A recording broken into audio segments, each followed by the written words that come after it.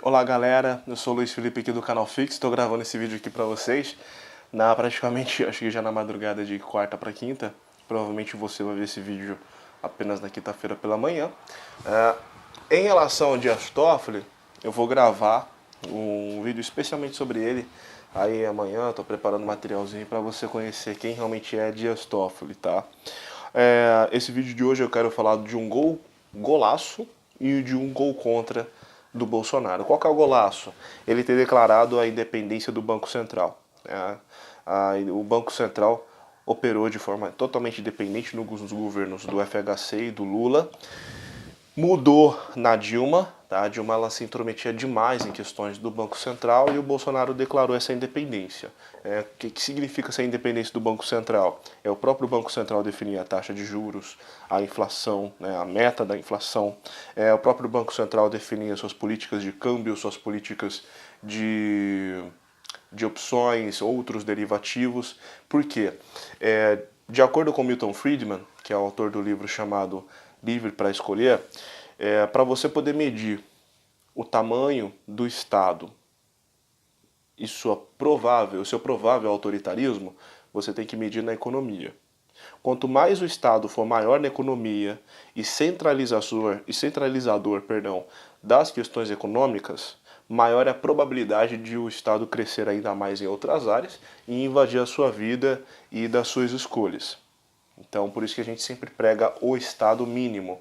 Quanto menos o Estado, maior é a liberdade para o cidadão ter as suas escolhas para poder viver a tua vida. Ele tem mais liberdade para isso. E no caso, um Estado mínimo, principalmente em relação a questões do Banco Central, são menos regulações, menos regulamentações, menos impostos.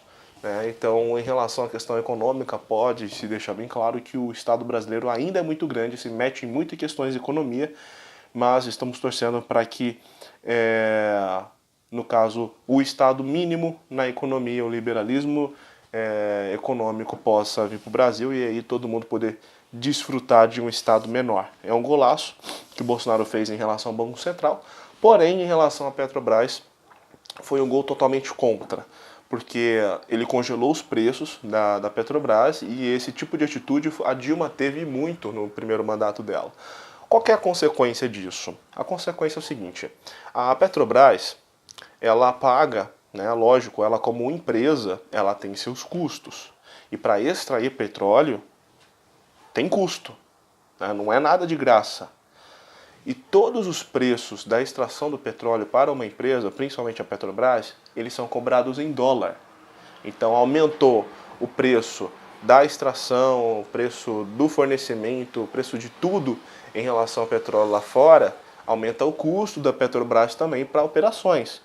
E, como toda empresa, né, dono de loja, tudo mais, se você, por exemplo, tem uma empresa, uma lojinha ou algo assim, você compra de um fornecedor e ele de repente aumenta o preço, e para você continuar com ele, você não ter prejuízo, que você vai comprar dele e repassar a diferença do aumento dele para o seu cliente poder pagar na compra do produto. E assim também é a Petrobras. Ela teve um aumento da produção de petróleo lá fora, aumentou em dólar, e naturalmente a Petrobras teria que repassar esse custo para o consumidor final. Porém, o congelamento de preços, né, faz com que a empresa continue, no caso ela continue arcando com o aumento do valor do petróleo lá fora, né, dos seus fornecedores, por exemplo, principalmente, e, e não tenha como cobrir esse prejuízo, esse aumento. Ela não consegue repassar para o consumidor final pagar. E aí entra a consequência de falência. Né? A empresa ela acaba ficando no prejuízo. Não é à toa que a Petrobras ela teve bilhões de rombos durante os últimos anos. E claro, esses bilhões de rombos têm uma grande parcela em relação aos esquemas de corrupção dentro da empresa, porém também tem uma grande culpa desse congelamento de preços em que a Dilma fez durante o mandato dela. Uma ótima opção seria disso, ao invés do governo congelar preços, simplesmente cortar os impostos. Porque praticamente você paga, né, 50% do valor da gasolina, do óleo diesel, ou seja, do petróleo que você paga para o seu veículo, 50% que você paga é imposto. Tá? Então, Fica aqui essa pergunta, não seria mais fácil e melhor economicamente o governo cortar os impostos da gasolina ao invés de congelar preços e deixar a empresa no prejuízo? Não é mesmo? Isso daí ia incentivar com que as pessoas pudessem comprar mais, porque ia estar mais barato, e consequentemente a empresa também não ficaria no prejuízo em ter que arcar com os custos do aumento lá fora sem passar para o consumidor final. Então, esse aqui é o nosso vídeo. Espero que vocês tenham gostado. Curtem, compartilhem, se inscrevam no canal, ativa o sininho para receber as notificações e amanhã tem mais vídeos em relação ao nosso mundo político no Brasil, tá bom? Tenham todos aí um grande dia, já vai amanhecer e vamos em frente.